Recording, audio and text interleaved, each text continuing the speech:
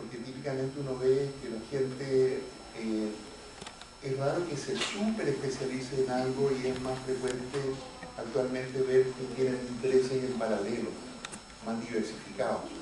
Por eso me imagino actualmente para ustedes es más frecuente ver que hay gente que haciendo ciencia por un lado hace desempeños públicos por otro, etc. Yo creo que la época de los grandes especialistas en un solo tema ha ido variando, ha ido decreciendo en el sentido de que lo mínimo que uno espera de un ecólogo en estos tiempos es que tenga una especialidad disciplinaria, en el sentido que si yo soy especialista, yo por ejemplo soy especialista en carnívoros, pero en términos de la ecología, en ecología de comunidades, no de población, ni de ecosistemas. Para eso hay otra gente que hace investigación en esos temas. Ahora, yo creo que es una buena idea de ser un especialista en algún tema que tiene que ver con algún taxón, o con un grupo, digamos, evolutivo, o lo que sea, porque, aunque parezca mentira, cuando llega el momento de hacer las cosas concretas de los estudios de impacto ambiental y todo ese tipo de cosas, a uno lo ocupan no porque sepa ecología ni biología, sino porque es capaz de discriminar un sapo de otro sapo, o un ratón de otro ratón. Así que no es mala idea todavía concentrarse en tener una especialidad en algún grupo de animales, plantas, algas o microorganismos. Dicho eso, esto se los digo porque lo que voy a presentar ahora no tiene nada que ver con lo que yo hago. Pero el público lo pide y en el caso mío me lo piden por que los premios nacionales de ciencias saben de todo. Y ya les voy a contar que hace poco tiempo me invitaron a dar una conferencia acerca de la importancia de la tabla periódica de los elementos. Yo lo pensé, al final dije que no. Pero interesante, o sea, efectivamente, nosotros somos científicos, debiéramos saber en qué consiste la tabla periódica. Debiéramos saber en qué consiste un eclipse, etc. ¿Ya? Yo igual me corrí, o sea, dije, no, esto me queda. Les recordé, mire, acuérdense que el premio anterior a este premio mío es un químico, así que vayan a hablar con él. El problema es que me tocó justo este premio ahora que está tan de moda temas ambientales y sobre todo que por pura coincidencia Chile decidió, como siempre, dar el ejemplo a todo el mundo de lo buenos que somos para hacer todo, y una de las cosas buenas que se supone que somos buenos para hacer es implementar el cuidado del medio ambiente y mediante, digamos, disposiciones de nuestro país legales, que a todo esto no es raro, es solamente en 3 países del mundo hay una constitución política que diga que todos los chilenos en este caso tienen derecho a vivir en un ambiente libre de contaminación. Eso no se atreve a prometerlo nadie, ni la Unión Europea, ni Estados Unidos, ni Canadá. Chile sí, ya. Nosotros nos atrevemos, somos súper atrevidos, y ya van a ver ustedes que somos bien osados en muchas cosas que tienen que ver particularmente con temas de políticas públicas. Así que, dicho eso, voy a pasar al tema que nos convoca hoy día. Esto no está pensado a nivel doctoral, así que por favor no me pidan a esto. O sea, no voy a ser técnico. Esto es algo que yo tengo que presentar desde los colegios hasta ustedes. Y dependiendo de la audiencia, yo decido, digamos, hasta qué nivel de profundidad llego. Por lo tanto, voy a tener que pedir disculpas por a ustedes hablarles de biodiversidad, servicios ecosistémicos y cambio climático, porque todos ustedes saben de esto, ¿ya? No es el caso. Frecuentemente me toca, digamos, hablar con, por decir, los alcaldes de la región del Biobío. No tienen ni idea, son de distintas formaciones. Y por eso tengo que ir viendo, digamos, hasta qué profundidad llego. Dicho eso, y no avanzando esto, no, quizá porque partamos por lo básico, esto en realidad no es error bien porque ni siquiera da asistencia. Esto es un asunto que lo cual yo creo que uno puede retratar más o menos en qué consiste los niveles de organización biológica a los cuales ocurre lo que es el cambio climático. Para nosotros los ecólogos, la unidad básica de la ecología es la población. La población se alimenta, digamos, de otras poblaciones que son capaces de convertir en fibra, qué sé yo, el CO2 y el agua, y ellos a su vez sirven de alimento, digamos, a otros organismos que pueden aprovecharse, digamos, de consumir tejidos animales, pasar directamente, ahorrándose una dilución del orden de 10 veces que hay desde el pasto al tejido muscular a ellos mismos, y esto puede tener más niveles tróficos para arriba dependiendo de la productividad del sistema. No hay sistema alguno que tenga más de 10 niveles tróficos, así que hay un tema que tiene que ver allí con una limitación física a los sistemas en el planeta Tierra. Este componente animal, vegetal, el componente biótico, por supuesto que no existe en un vacío, existe esencialmente en un lugar en donde se produce los siguientes fenómenos físicos.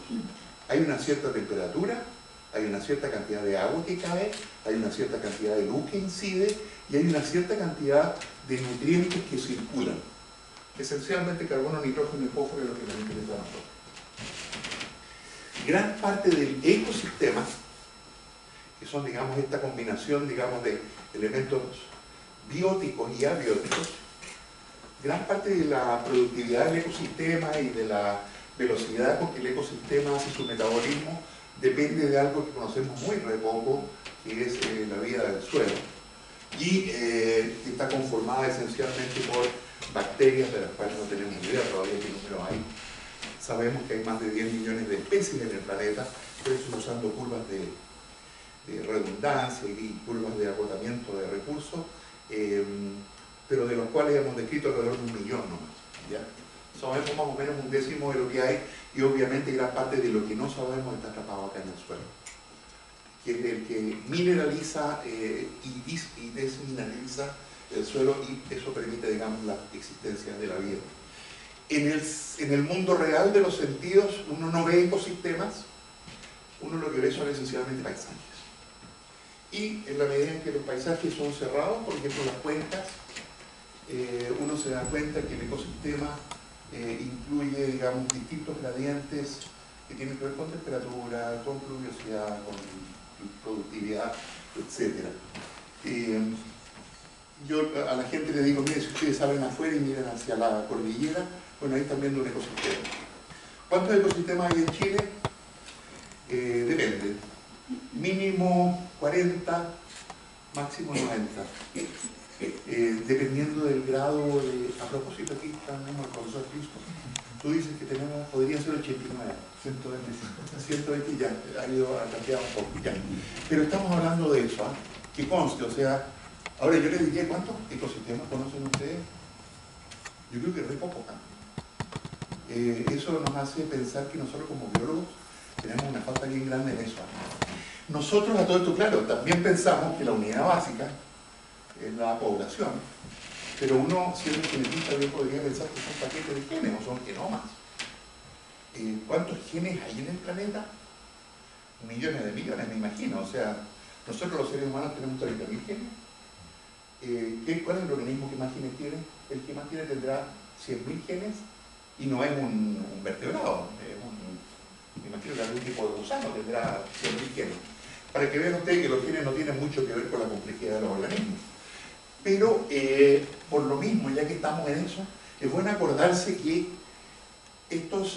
las poblaciones, los ecosistemas y los genes contienen variabilidad. Y eso es una tremenda gracia. Al decir que contienen variabilidad, estamos hablando inmediatamente que son susceptibles de ser seleccionados para los fines que sean. Nosotros somos grandes seleccionadores de genes para qué sé yo, aumentar el tamaño de los vegetales, cosa de que el choclo sea del estilo que es y no del estilo que lo conocían los incas. Podemos tener papas enormes, las frutillas ahora son todas de calibre gigante, en fin. Nosotros, gracias a que existen esos genes, podemos seleccionar. En términos de especie también podemos seleccionar qué especies se extinguen. Nosotros somos grandes interesados en extinguir algunas, particularmente las pestes, las enfermedades y los parásitos, y en mantener otras. Y en términos de ecosistemas, a nivel de Chile ya dijimos, puede que haya 127.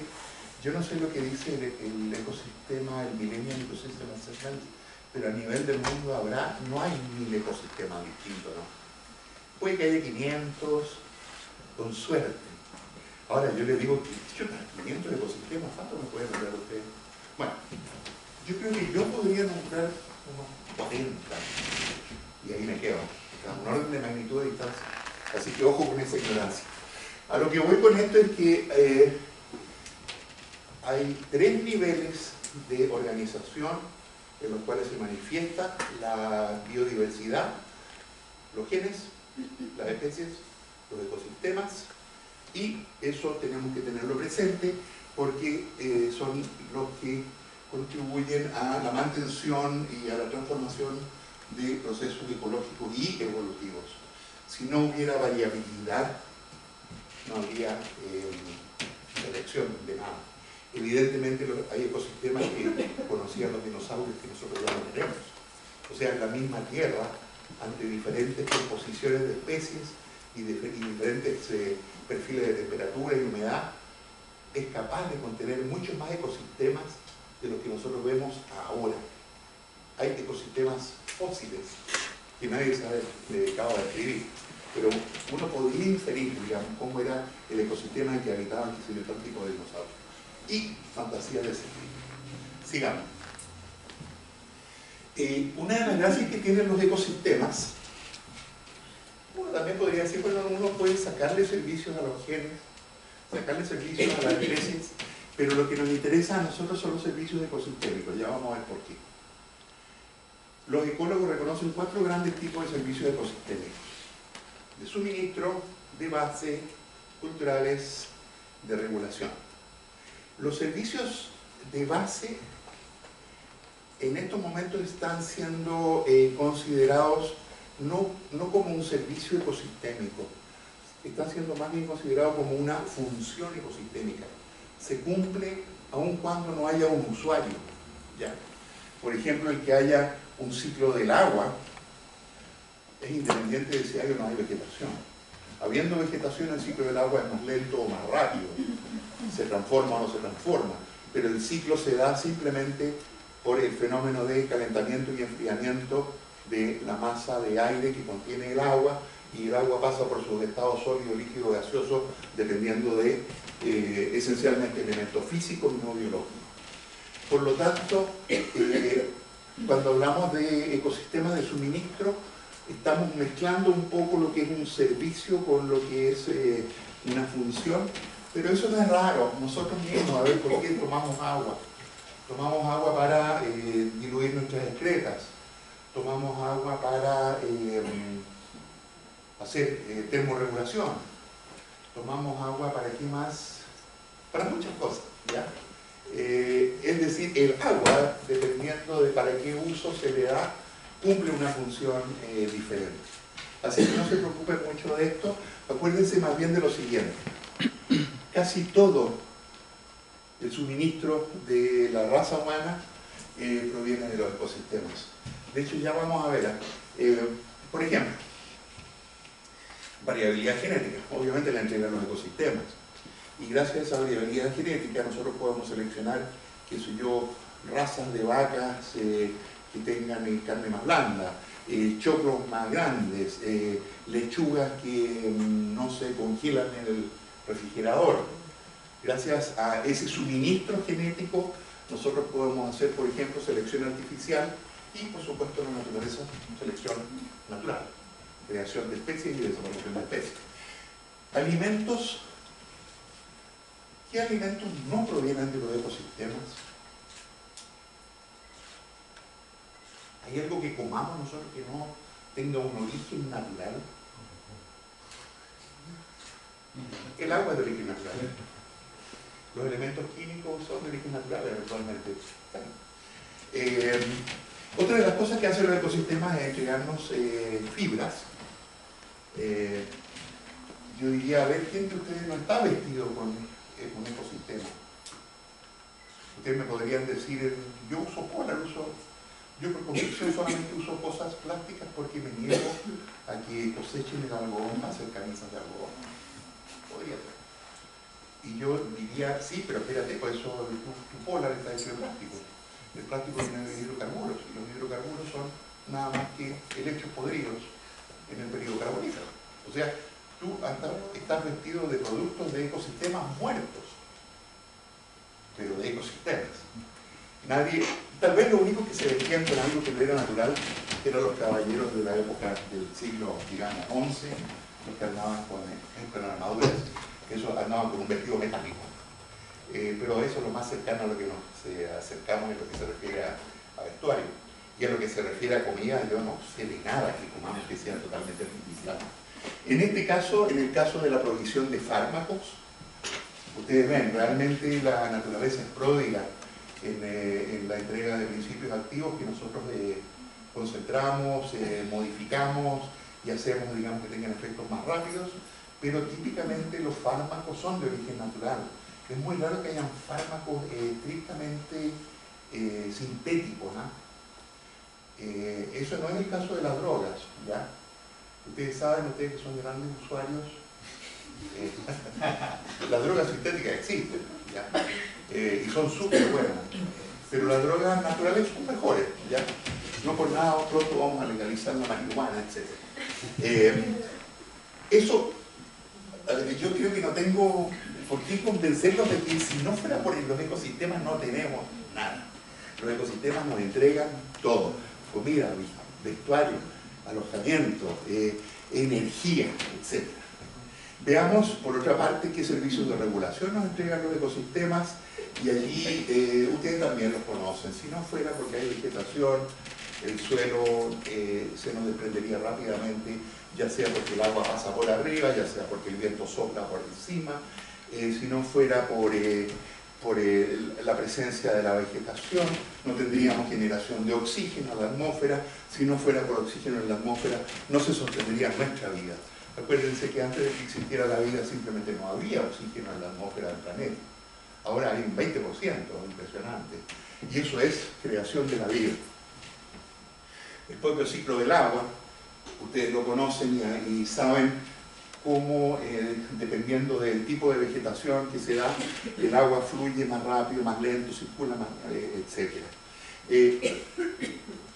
Y, por ejemplo, otra cosa que yo creo que es bueno recordarlo justo ahora, están todos estos fenómenos de, ¿cómo se llaman?, de fertilización, de servicios de polinización. Si nosotros acabáramos con todas las avispas, las mariposas, las moscas y las abejas, yo creo que se nos acaban casi todas las frutas, ¿ya? Incluyendo, por ejemplo, el vino. Ahora, ¿por qué se nos acaban los polinizadores? Bueno, muy simple. Es una cosa bien curiosa. La gente que va al supermercado, cuando ve una manzana verde que está como media picada por aquí acá, no la compra. Las quieren que no tengan ni una cosa. No les gusta la fruta ni mascada, ni mordida, ni pinchada, ¿ya? Eso hace que para que eso llegue así al supermercado hay que, digamos, echarle harto insecticida, porque si no los insectos van, pican, etc. Pero al echar harto insecticida no solamente se eliminan las plagas, sino que además toda una cantidad de insectos que están asociados a la agricultura y que desaparecen igual, entre ellos los polinizadores. Un ejemplo, yo creo, bien concreto y bien al día de lo que está ocurriendo, y que, de los cuales uno de los ex estudiantes de este doctorado se ha dedicado a trabajar, es, por ejemplo, qué ha ocurrido con el vino, con los polinizadores de las vides, y, por ejemplo, allí la historia es bien interesante, porque ha habido varias...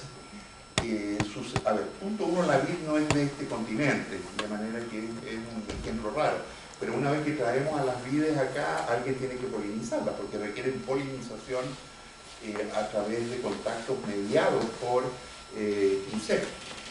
¿Qué insectos había disponibles acá? Bueno, había muchas abejas nativas, pero las abejas nativas no son suficientemente rápidas ni eficientes, de manera que lo que primero hicimos los seres humanos fue traer abejas, que sabíamos que polinizaban, digamos, el vino, las vides en Europa.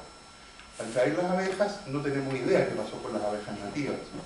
Abejas nativas en Chile hay hartas, no sé cuántas especies son, unas 100, alrededor de 100.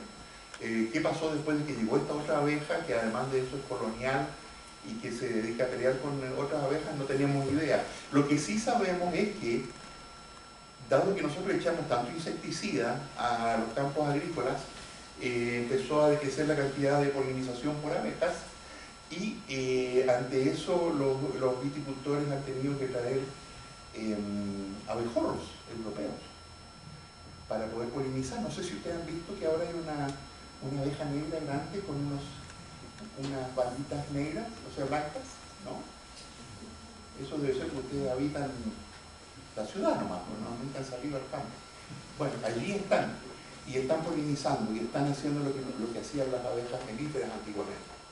Es divertido porque estamos reemplazando un polinizador exótico por otro exótico. El problema es que el polinizador exótico que escogimos, que es el abejorro europeo, tiene un parásito al cual este abejorro resiste bien, pero que las abejas melíferas no resisten. Es un ácaro. Es un ácaro que transmite un virus, y ese virus está acabando con las colonias de abejas en Chile. Por lo tanto, ¿qué es lo que hay que hacer? Dado que cada vez hay menos abejas, hay que traer más abejorros. Pero cuanto más abejorros traemos, más ácaros traemos, más problemas en el resto del ecosistema. Es decir, lo que antiguamente era un servicio de polinización gratuito se ha convertido en un servicio de polinización caro, porque los abejorros hay que traerlos. Cada año, no sé qué cantidad de abejorros se traen de Europa, son cientos de miles, se traen por colonias, todos los días están entrando estos abejorros acá, y alguien paga. ¿Quién paga? Paga el agricultor, sí, claro, pero él desplaza ese costo al que le compra para hacer vino y el vino al que quiere tomar el vino. O sea, al final todos nosotros, que antiguamente teníamos un servicio gratuito, ahora tenemos un servicio que hay que pagar. ¿A quiénes le estamos pagando? A unos abejorros. ¿Ya? Ese tipo de regulaciones se dan a todo nivel. Yo podría pasarme el resto de la tarde aquí contándoles anécdotas de esto. Hay muchísimas, pero yo lo que quiero es que las vean es cómo nosotros, a través de nuestras actividades, nos arreglamos para eliminar servicios gratuitos y sustituirlos por servicios pagados. ¿Cómo podemos ser tan masoquistas? No tengo idea, pero de que lo hacemos, lo hacemos. Y les voy a mostrar varios casos. Servicios culturales, ¿para qué vamos a hablar? La gente está dispuesta a pagar por una buena foto, está dispuesta a pagar por un buen filme de la naturaleza, está dispuesto a pagar por ir a Machu Picchu o a Torres del Paine. ¿Para qué? Para mirar. Están dispuestos a pagar. Increíble. Dispuestos a pagar para mirar. Esos son servicios. Son lo que llamamos servicios culturales. Hay gente que considera que, qué sé yo, el gato montés, ¿cómo se llama? Altiplánico, es sagrado. Bueno, pagarán por verlo, por tenerlo o por tener una piel. El gato andino, así se llama. Hay gente que considera que el canelo es algo que hay que adorar y qué sé yo. O sea, realmente los ecosistemas nos entregan servicios bien concretos, listos para los consumidores avesados, pero también digamos, servicios bastante intangibles, pero que realmente hacen la felicidad de alguna gente. Y eso nosotros pensamos que es gratuito, pero si lo pensamos bien, nos damos cuenta rápidamente que no es para nada gratuito. Alguien nos está cobrando. Sigamos. ¿Qué problema hay? Para mí, biodiversidad y servicios ecosistémicos son dos miradas de lo mismo. La biodiversidad son las partes que componen este todo, y los servicios son funciones, o sea, son el resultado de las interacciones que se dan entre las partes. Cuando uno analiza algo diciendo esto es un conjunto de elementos que interactúan entre ellos, eso es lo que en definitiva se llama un sistema. El sistema puede ser un sistema cibernético, puede ser un ecosistema, puede ser muchas cosas. El tema es que es sistema. Uno puede aplicar una teoría de sistemas a cualquier cosa, incluyendo psicología, por ejemplo. Muchos acercamientos sistémicos, de hecho están de moda los acercamientos sistémicos. Lo contrario sería un acercamiento completamente analítico, reduccionista, que nosotros como científicos siempre nos enseñan eso lo peor de lo peor, ¿ya? Por lo tanto lo que nos dicen es opten por algo integrativo, pero al momento de decir integrativo estamos hablando de que hay que considerar no solo los elementos centrales y cómo interactúan, sino que todos los otros elementos que de una u otra manera inciden sobre la expresión de este todo. En el caso de la naturaleza eso se llama un ecosistema. Podemos discriminar, decir hay 200 ecosistemas, 400 ecosistemas en el planeta, pero también podríamos decir en realidad la Tierra, Gaia, es un solo sistema, con distintas variabilidades, digamos, dependiendo del tiempo y del espacio y de en qué lugar de la galaxia está la Tierra. Podría uno decir este es un sistema completo. Y de hecho eso está en discusión. La teoría Gaia es una teoría que mucha gente acepta y es una manera interesante de ver el mundo, El problema es que nos trae recuerdos de los tiempos de la ecología en que se pensaba que la sucesión ecológica y los ecosistemas eran entidades casi como seres vivientes individuales que nacían, envejecían y morían. Y eso es lo que se llamaba la sucesión. Tal vez por ese mal recuerdo no nos gusta mucho pensar en que, por ejemplo, la Tierra sea un solo sistema. Pero sigamos. Esta biodiversidad y los servicios que contiene, a ver, sin biodiversidad no hay servicio. Así que tenemos que partir de la base que, partiendo de los integrantes, se derivan las interacciones y lo que son los servicios. ¿Qué servicios usamos nosotros? Allí están puestos. Esencialmente, ¿qué es lo que queremos tener nosotros en los ecosistemas? Necesitamos que produzcan. ¿Cómo hacemos para que produzcan? Bueno, tenemos que meterles energía para poder retirar los recursos lo antes posible. Para eso necesitamos maquinarias. Las maquinarias se mueven esencialmente con petróleo, a veces con energía radioactiva o energía solar, pero todavía, digamos, esencialmente con combustibles fósiles. Y eso hace entonces que en la medida en que el consumo de los seres humanos aumenta per cápita, aumenta entonces el consumo de energía, la generación de CO2 a la atmósfera y el uso discriminado o indiscriminado de elementos que nos permitan aumentar la productividad, ya sea del mar, de las aguas dulces o de la tierra. Esto es lo que nosotros necesitamos para tener bienestar, ¿ya? Si falta algo de esto, simplemente nuestra sociedad no se sustenta. Que conste que nosotros habríamos partido, ¿cuánto habremos sido cuando estábamos en África? Habríamos habido mil de estos homos Australopithecus, que ahora somos 7.500 millones de habitantes, y mañana van a ser 7.600 millones de habitantes. ¿Con qué vamos a alimentar a los 100 que acaban de nacer? La Tierra ya no alcanza, todos te han escuchado hablar de la huella ecológica. La Tierra no nos alcanza, estamos agotando el capital porque el interés ya no nos alcanza. Según entiendo, ahora en el 1 de septiembre vamos a tener agotado 1,7 veces la Tierra, lo cual significa que realmente estamos deteriorando las pocas cosas que eran sustentables, las estamos convirtiendo en no sustentables, estamos comiéndonos realmente la base de la obra. Ahora, como si eso fuera poco, o sea, como si nuestra población no fuera una especie de gigante parásito que parasita, digamos, al resto del planeta, uno podría pensar que los perros también son unos parásitos gigantes, pero nadie tiene el efecto nuestro, el efecto de transformación.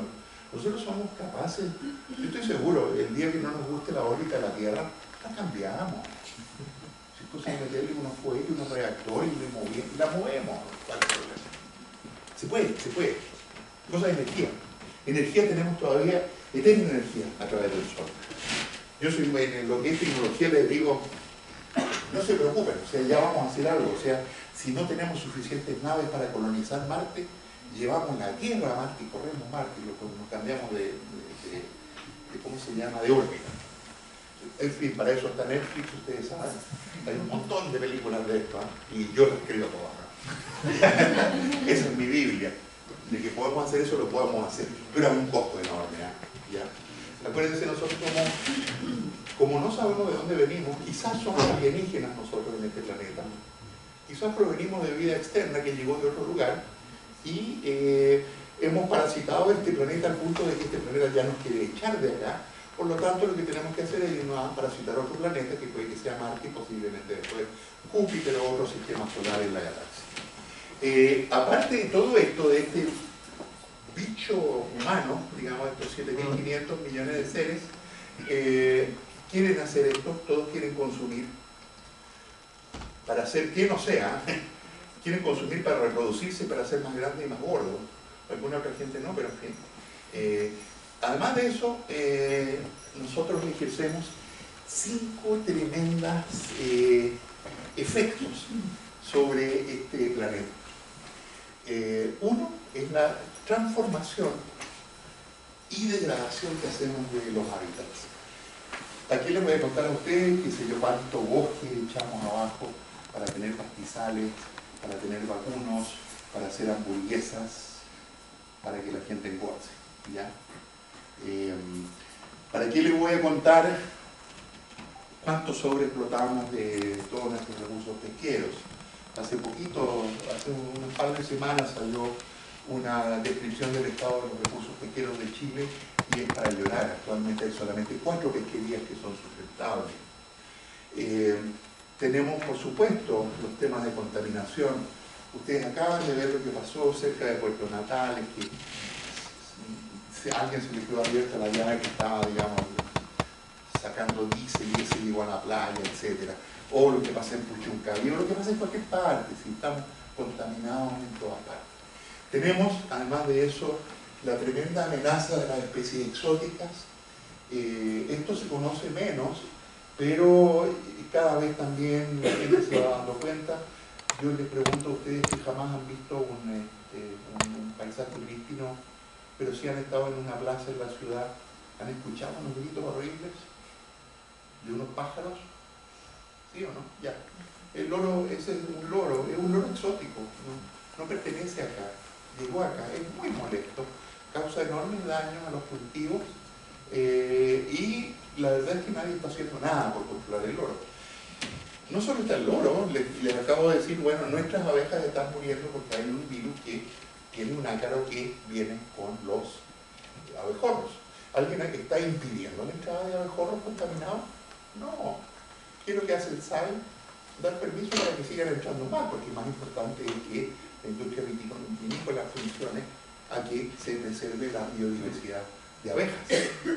En fin, y aparte de eso, y como si fuera poco, de una manera indirecta, digamos, dependiendo de cómo uno lo vea, estamos alterando el clima.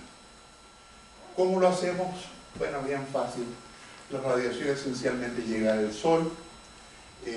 Dado que tenemos atmósfera, algo de calor queda atrapado acá, y dada la atmósfera actual, que ha ido incrementando sus niveles de CO2, de óxidos nitrosos y de metano, cada vez se atrapa más calor. El planeta se está calentando, no de forma homogénea, por supuesto, pero la temperatura del planeta en general está aumentando.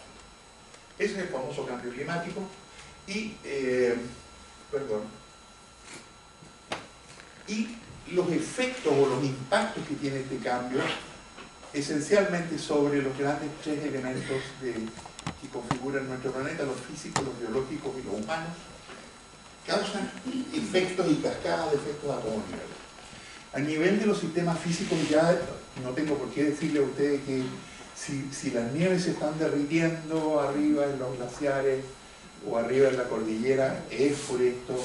Si es que tenemos más deshielos y más aluviones y cada vez menos glaciares que van retrocediendo y que los eventos extremos están haciéndose más frecuentes, y haciéndose más extraños, como por ejemplo el tener, ¿cómo se llama esto? Un tornado en Talcahuano, eso ya es el colmo.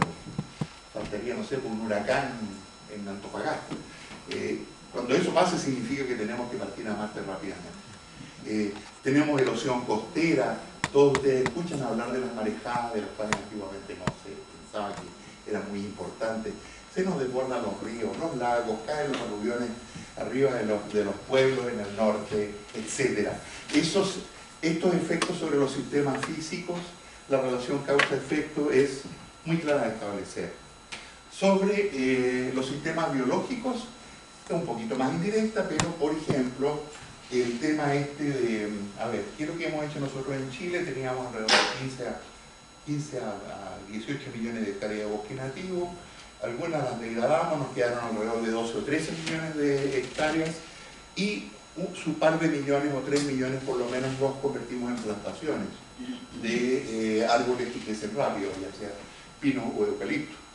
Eso en términos de emisión de carbono, la verdad es que podría ser relativamente neutro, porque dentro de todo los pinos y los eucaliptos hacen fotosíntesis y por lo tanto entregan oxígeno al aire y lo hacen más rápido que los árboles nativos.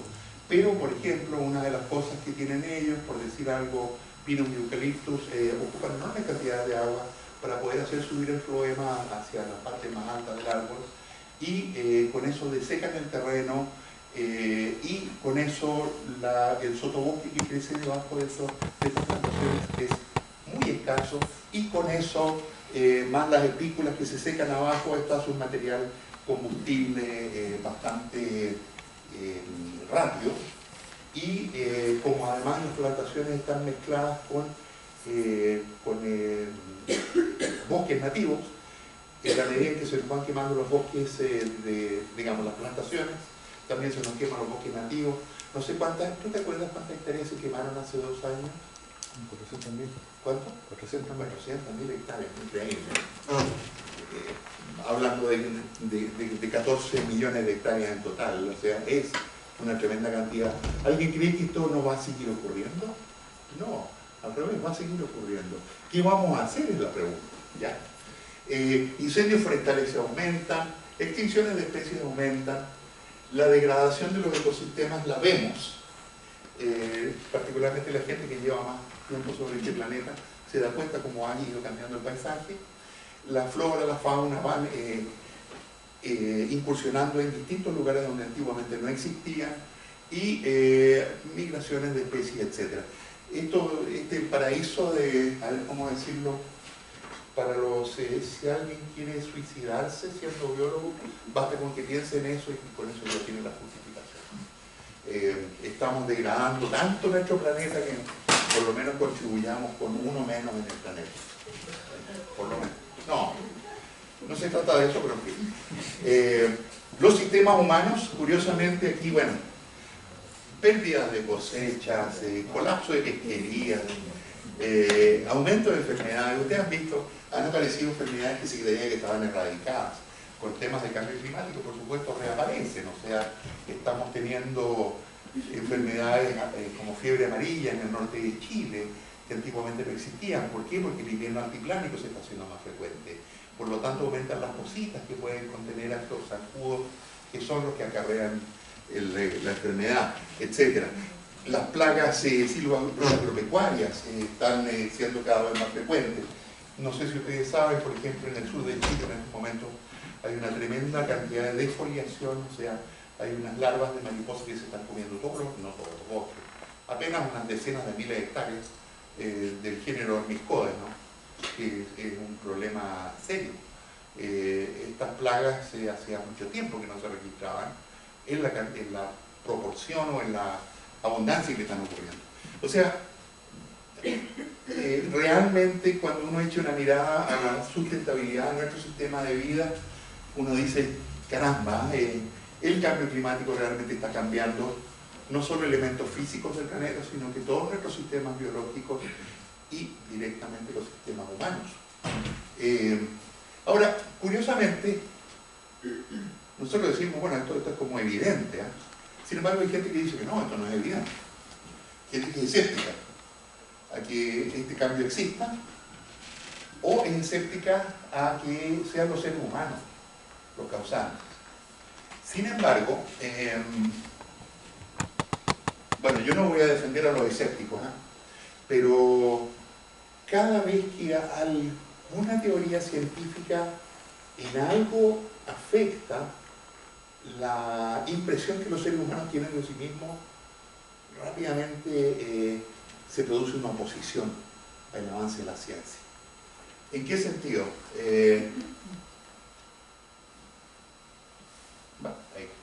Por ejemplo, cuando Copérnico dijo, parece que en realidad es la Tierra la que gira en torno al Sol, quedó embarrado. Y eso siguió durante más de 50 años. Esto es el año 1635, cuando Galileo dice la famosa frase o lo que sea, y sin embargo se mueve. Es la Tierra la que se mueve en torno al Sol, no es el Sol en torno al Sol. ¿Ya? Eso, que parece tan simple ahora, eso le costó la vida a mucha gente. ¿Ya? E impidió el avance de la ciencia por muchísimo tiempo. Mientras la Tierra era el centro del universo y mientras el ser humano era la imagen y semejanza de un Dios supremo que tiene a su cargo el hacer lo que quiera con la naturaleza, que está allí para que los seres humanos vivan y se reproduzcan y sean muy fértiles y hagan muchos seres humanos que todos sean de la misma religión, ojalá. Que bien. Por eso hubo oposiciones ahí donde aparecen esos rayos. Son épocas en las cuales fue expresamente muy sangrienta, digamos, la confrontación entre, particularmente en este caso, la iglesia, la religión y la ciencia. Algo bastante menos estrambótico fue lo que pasó cuando el año 1905 Einstein genera su teoría de la relatividad.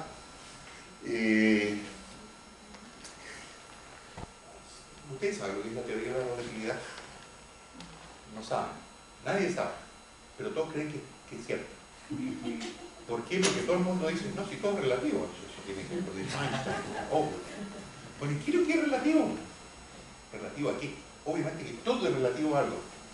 Bueno, yo en realidad mi comprensión de la teoría de la relatividad es muy simple. Si el espacio y el tiempo son un solo continuo, y yo acelero en el espacio alguna masa, aunque sea muy pequeña, si la acelero mucho, genero mucha energía. Es igual a mc cuadrado. Por lo tanto, puedo, con una muy pequeña masa, hacer una tremenda bomba que destruya el planeta. Eso es para mí la teoría de Einstein. Y que está verificada. Hemos hecho pruebas con bombas nucleares. Con los arsenales nucleares que tenemos podemos hacer pedazos a la Tierra ahora, varias veces. De hecho, el último conteo que yo vi es que con los arsenales nucleares ya existentes podemos destruir 3 tierras, ¿ya? No solo una, sino que 3. ¿Por qué no lo hacemos? Porque no nos conviene. En fin, aquí también hubo algo de pelea, más que nada porque por la posición un poco ambigua de Einstein, que decían, yo no creo que Dios juegue a los dados, pero por otra parte él daba explicaciones muy racionales, digamos, a la relatividad en términos de materia y energía.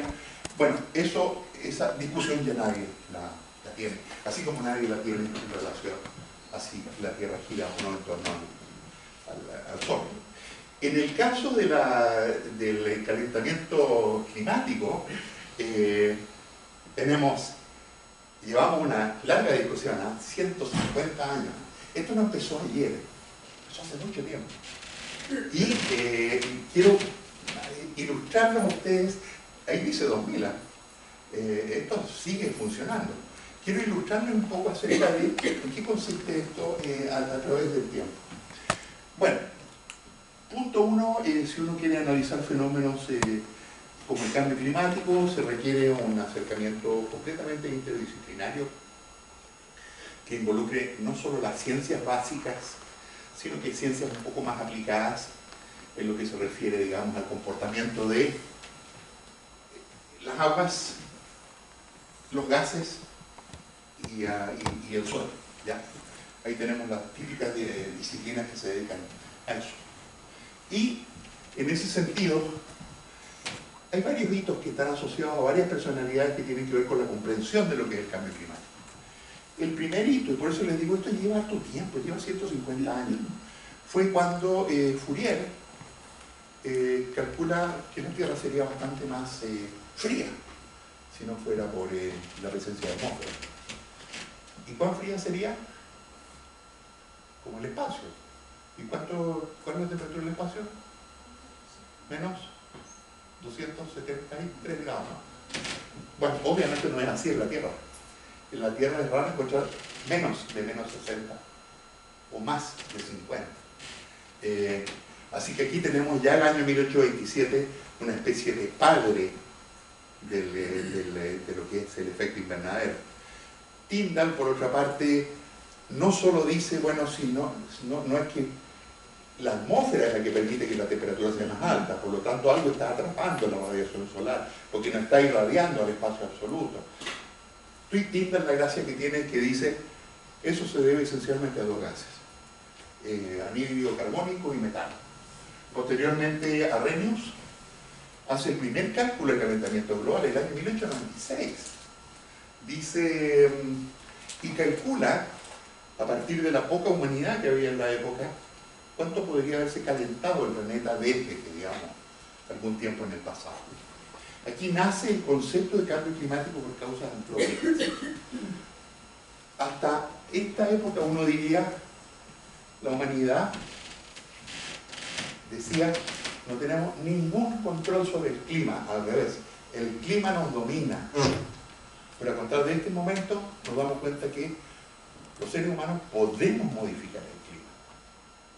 Y eso es interesante, porque se cambia el balance de uno al otro lado. Otras gentes. Fíjense ustedes, esto es interesante, exdirector de la NOAA, el primer modelo de circulación matemático, 1956. Díganme ustedes qué poder computacional había el año 1956. Yo creo que la computadora más grande de todo el planeta en esa época puede que haya sido capaz de manejar 128 kilobytes de información. ¿Cuánto tiene un teléfono inteligente? Millones de bytes, ¿ya? Los teléfonos inteligentes son más inteligentes que nosotros, ¿ya? Y en términos de manipulación y capacidad de manipular datos, son mucho mejores que nosotros. Por eso esto es bastante aventurero. El año 56, por primera vez sale algo que dice, mire, por aquí parece que circula la atmósfera de aquí para allá, de allá para acá, distribuye el calor de esta forma, y al distribuirle el calor de esta forma se generan tales tipos de fenómenos meteorológicos como los huracanes, las trombas, los tornados, etc. De ahí para adelante, ya con el avance de la computación, empieza, digamos, a haber un avance más rápido, con gente que seguramente ustedes nadie conoce. La verdad es que no están en nuestra disciplina, a no ser que alguien sea, no, nadie oceanógrafo aquí, no, ni uno. Hasta que aparecen, digamos, bueno, es un meteorólogo, pero no nos saltemos. Este paper es un paper fundamental, que es el primer modelo mejorado de circulación atmosférica y que explora las consecuencias en términos de escenarios futuros de cambios en la concentración de la atmósfera. Aquí se produce una confusión bien grande, y yo les quiero hacer notar, yo en aquellos tiempos era estudiante universitario, y yo lo que escuchaba en aquellos tiempos de qué pasaba con el clima era que el clima se iba a enfriar, que los glaciares iban a tapar hasta Puerto Montt, y qué sé yo, etc. O sea, vivíamos todos muertos de susto porque se estaba enfriando el planeta. ¿Qué es lo que dice este señor? Pero aquí hubo un momento, como le digo, bastante confuso. Hasta los años 70, de repente aparece esta idea de que se va a enfriar el planeta. Y se hace mucha investigación acerca de lo que se llamó el invierno nuclear, por ejemplo. ¿Qué pasa cuando hacemos estallar tal y tales bombas nucleares con tales poderes que generan tal cantidad de ceniza que disminuyen la luminosidad de tanto en tanto que empieza a pasar en el planeta?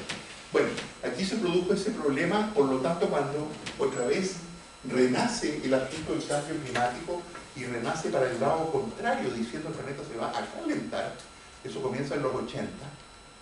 Gente como yo quedó terriblemente confusa, dijo, a ver, yo en los 70 me dijeron que el planeta se estaba enfriando y ahora me dicen que se está calentando. Por lo tanto, yo parto de una posición súper escéptica de ver lo que viene. Sin embargo, lo que viene es súper, ¿cómo se llama? Sistemático y robusto. Por ejemplo, Lovelock, que ustedes lo conocen como ambientalista, ¿no? Él es el formulador de la hipótesis y la teoría de Gaia. Él es el que, por ejemplo, describe el efecto de los CFCs, los clorofluorocarbonados, sobre la capa de ozono. Gracias a esta persona, ¿ustedes saben dónde se usaban los CFCs? ¿Ah? En los aires acondicionados, en los refrigeradores, y algo que alguna gente no conoce, en los desodorantes. Todos lo conocen. Bueno, antiguamente tenían CFC. El problema es que el CFC consume el ozono, y el ozono nos protege a nosotros de la radiación ultravioleta. Y el tamaño del hoyo de ozono llegó al máximo hace 10 años atrás, y llegó hasta Puerto Montt. A Valdivia llega, ¿no? ¿No hay semáforo? ¿No? ¿En serio? No hay. En Magallanes hay semáforo. Magallanes, sí. Ya. Magallanes todavía está, digamos, con una capa de ozono muy delgada. Por lo tanto, la gente que va a vivir allá tiene un riesgo de contraer el cáncer de la piel bastante más alto que en otras partes.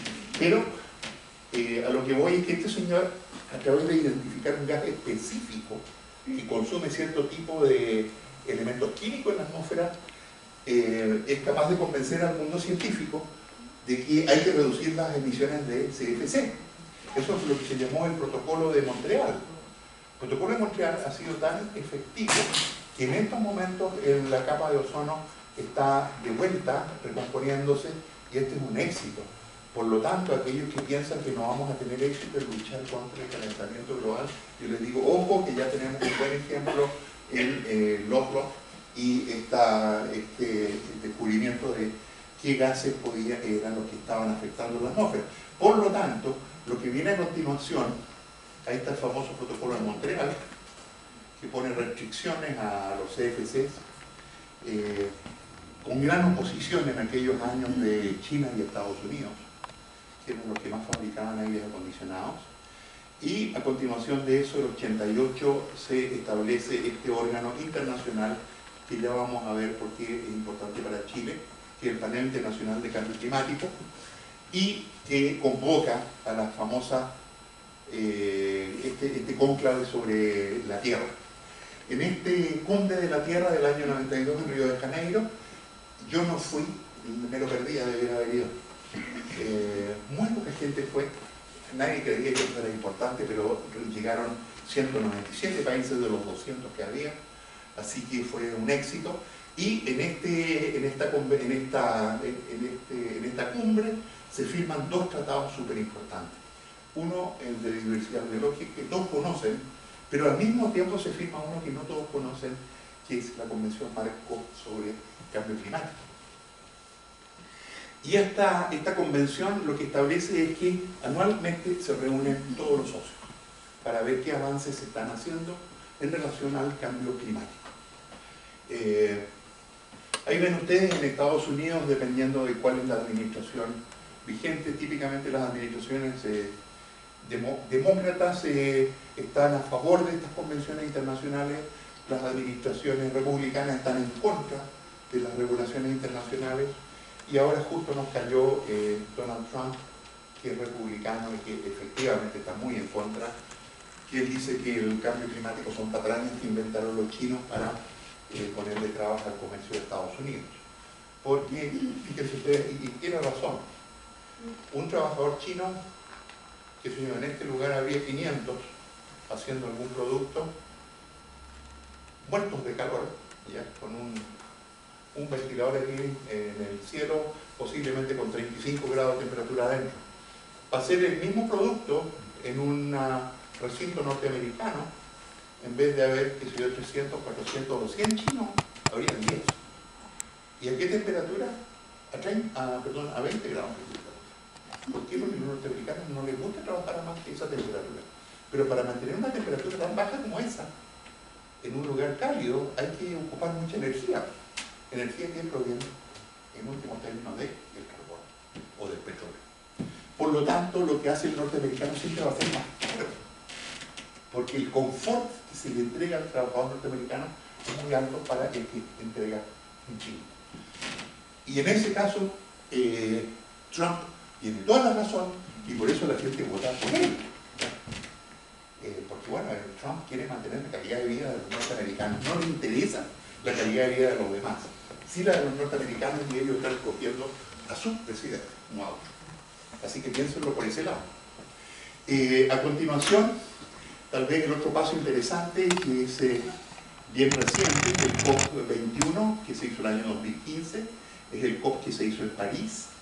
En París, ya después de 21 reuniones anuales, o sea, 2 décadas, finalmente los países, los 197 países, dicen, ya está bueno de hablar de que el cambio climático, de si viene o no viene, o cuándo viene.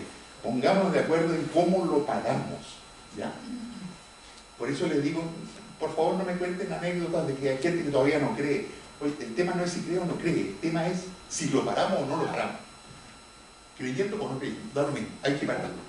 Y una de las cosas más interesantes que ha ocurrido es que el año 2015, como gran cosa, los países del mundo se pusieron de acuerdo en tratar de que no se supere en 2 grados el calentamiento desde la revolución industrial. ¿Ustedes se acuerdan de lo que es la revolución industrial? No se acuerdan. Año 1700, se inventa la máquina de vapor, se elimina la energía animal y la energía humana como proveedor de energía para moler, qué sé yo, choclo. Eso es reemplazado por energía mecánica que proviene de, esencialmente, la combustión de carbón.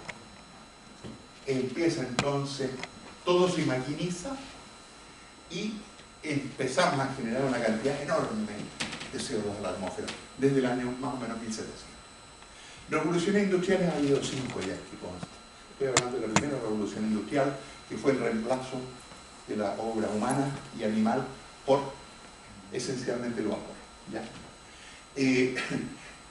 El 2015 se decía, tratemos de parar esto en 2 grados, pero el último informe dice, el tiempo se acabó, 2 grados es mucho.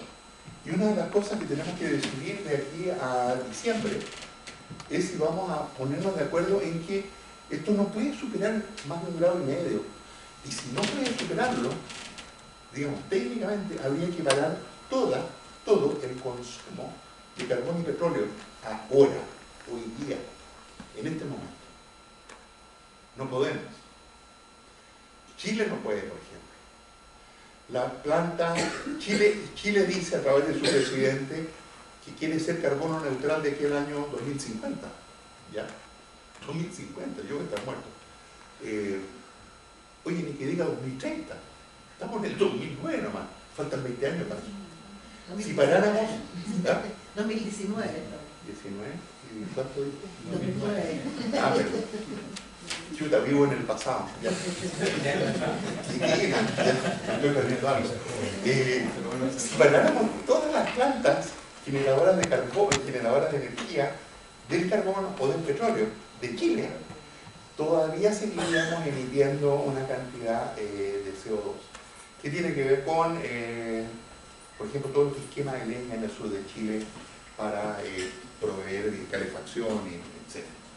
Esto es lo que vamos a tratar en diciembre. Esto es del 2 de diciembre, como 10 días. Es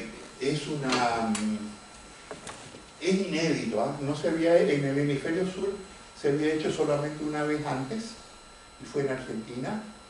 Y a propósito de lo que es la política y la ciencia, en Brasil ganó el presidente Bolsonaro. Bolsonaro es un tipo escéptico de cambio climático, por lo tanto lo primero que hizo en cuanto lo eligieron fue decir Brasil no va a recibir la COP25 y por eso la agarramos nosotros. El que iba a ser el hospedero iba a ser Brasil, pero Brasil dijo nosotros no lo vamos a hacer, y ahí Chile levantó la mano y dijo nosotros queremos hacer. Y en eso estamos comprometidos. Ahora, vamos terminando. ¿Qué tenemos que hacer, a ver, como país, para limitar el aumento de la temperatura.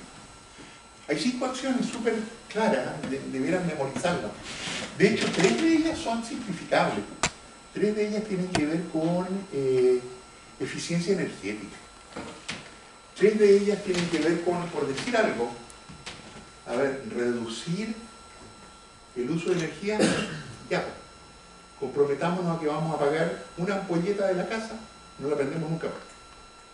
Una. No importa que sea poco, pero una. Listo, con eso ya reducimos el consumo.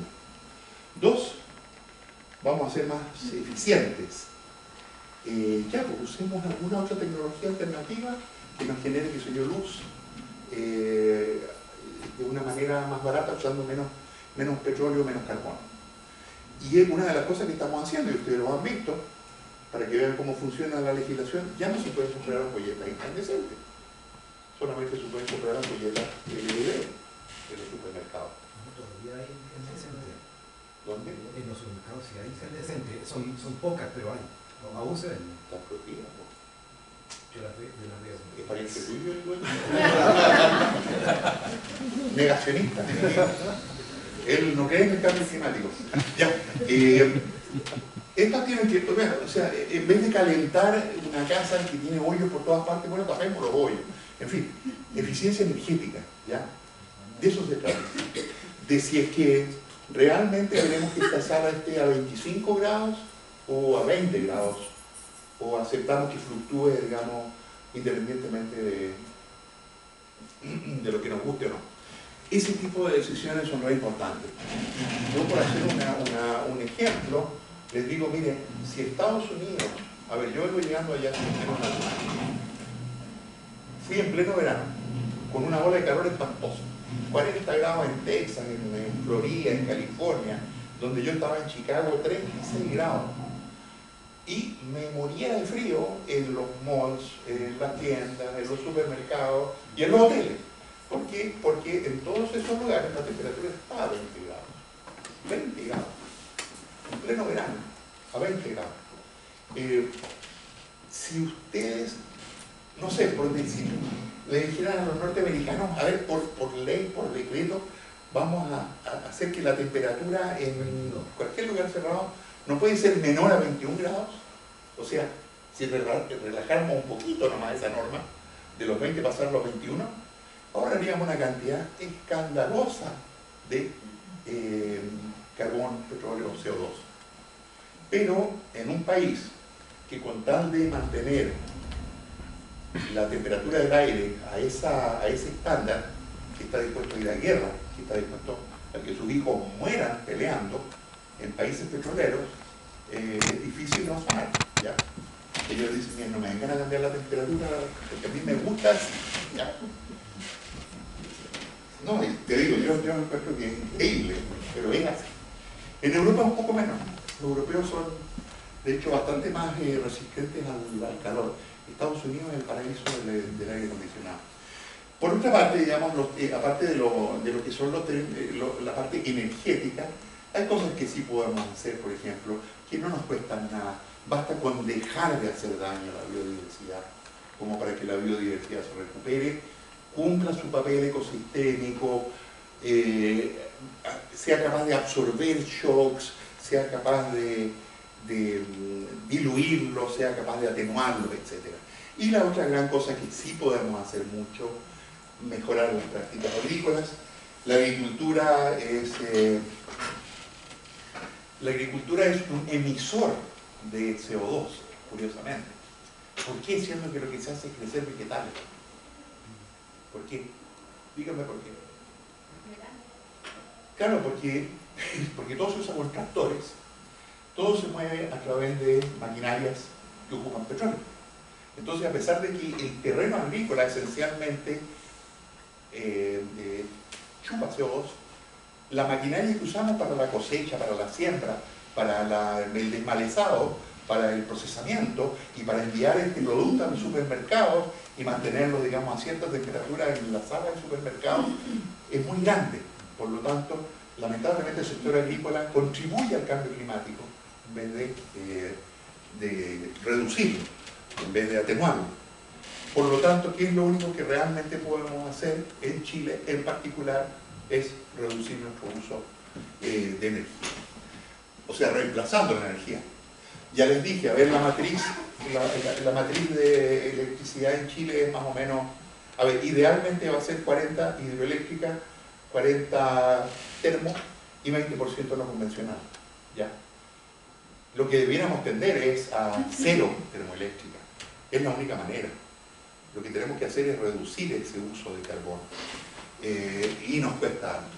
Sin embargo, mediante leyes, la famosa ley larga de energía, que se demoró más de 10 años en tramitarse, por razones obvias, logró que en la matriz actual tengamos una tremenda cantidad de energía eléctrica no convencional, generada principalmente a través de paneles solares. El único problema que tenemos es que el lugar en donde generamos esa energía no tiene suficientes torres de transmisión para traer esa energía para acá. Y ahí ven ustedes el problema que se produce cuando gente, por decir en la dormida, dice: yo no quiero que me pongan torres de alta tensión acá. El problema es que los grandes usuarios de electricidad están acá. Entonces, a ver, ¿a quién le hacemos caso? A 6,5 millones de santiaguinos que quieren energía solar traída a través de cables, o a la gente que se opone al paso de las torres en la Cuesta de la Dormida. No sé, se lo planteo porque es un tema político. Ahora, ¿por qué les estoy diciendo esto? Porque Chile hace hartas cosas en términos de atenuar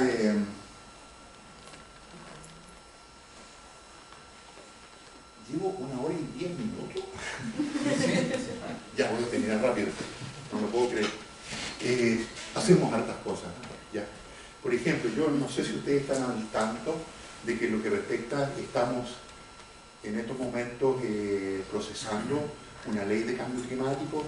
Todos están invitados a participar, la participación está abierta, creo que está dentro de poco, está abierta.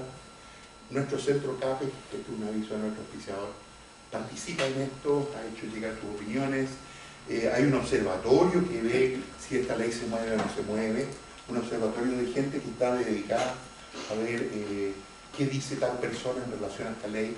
Tenemos un plan nacional de adaptación al cambio climático, tenemos un plan de acción contra el cambio climático, tenemos una estrategia para proteger la biodiversidad desde el 2017 al 2030, que es un excelente resumen de la situación de biodiversidad en Chile, muy bien hecho. Tenemos lo que se llama el mapa caminero, para dónde queremos llegar. Tenemos en discusión un proyecto de ley que crea un servicio que va a proteger esta biodiversidad, que afortunadamente después de 8 años logró salir del Senado. Esto pasó la semana pasada. Salió, a ver, espero que no sea salir de la brasa para caer en el fuego. Salió del Senado para entrar a la Cámara de Diputados. Ahí verán. Otras acciones locales, aunque parezca mentira, tenemos una política forestal, miren, súper actualizada. Tenemos una política de gestión sustentable de la montaña. Chile es un país montañoso. Tenemos un comité que se preocupa de la restauración ecológica. O sea, en el papel somos súper buenos, ¿no? En diagnosticar, en predicar, somos bien buenos. Porque somos malos para ejecutar.